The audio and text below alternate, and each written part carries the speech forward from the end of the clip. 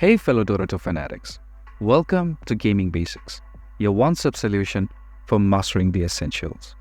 Let's dive in and level up together. In this video, I'm going to show you how to hide your public match data in Dota 2.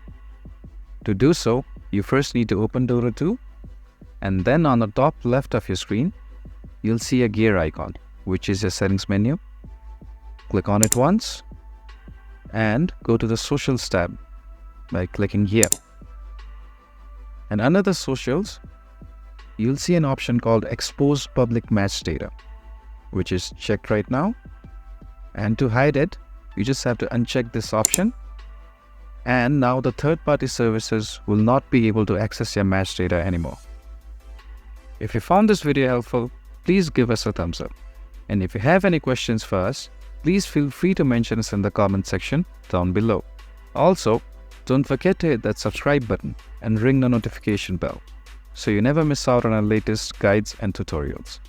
This has been your host Ace. Happy gaming!